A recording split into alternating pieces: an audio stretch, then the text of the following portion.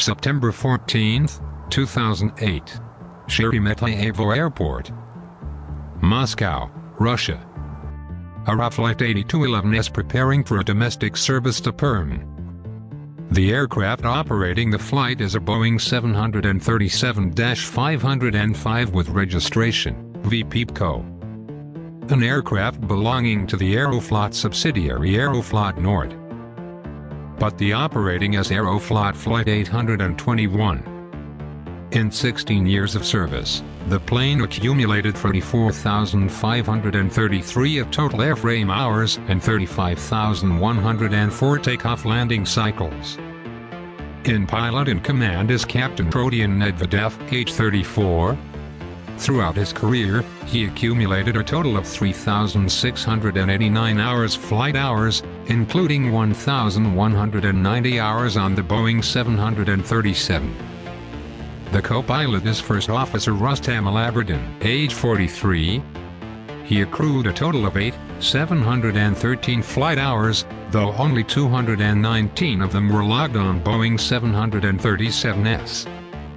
For the most part of their careers, the captain and FO were piloting to 134 and 2 respectively. According to Aeroflot Nord representatives, the pilots are described as very experienced and the best in the company. There are 82 passengers and 6 crew members on board. At 21:13 local time, Aeroflot Flight 821 lifts off. 1 hour 30 minutes later. After an uneventful flight, the pilots begin to configure the aircraft for a landing in preparation for their impending arrival at Perm Airport. At 22:45, the pilots initiate their descent from cruise level to waypoint Mendelyevo. After passing over Mendelyevo in compliance with the Perm approach control instruction, the aircraft flies via the outer marker 705 px of the runway 21, which is the initial approach fix for runway 21. After passing over the runway, the crew, following the controller's instruction, turns right for back course and starts maneuvering for an ILS approach to runway 21. At this time, a light rain begins to fall. The flight crew now switches frequency and contacts Perm approach. The air traffic controller working the flight notices that the aircraft is too far right of the localizer. As a result, he advises the captain to change heading. The controller then requests Flight 821 to check the altitude and says, "According to my data, you are climbing. Confirmed current altitude 900 meters, 3,000 feet. At this time the aircraft should have been at an altitude of 600 meters, 2,000 feet. However, instead of descending, the captain initiates a climb to about 1,200 meters, at which point he can no longer catch the glide slip. As a result, the controller instructs the pilot to turn right and go around. The captain acknowledges but fails to comply. Instead, he asks to continue his approach. After the base turn approaching the landing course at 2,000 feet, 600 meters, with both autopilot and ortho throttle disengaged, the aircraft starts climbing up to 4,200 feet, 1,300 m. It then rolls 360 degrees over the left wing. Aeroflot Flight 821 crashed within Perm's city limits. No one survived.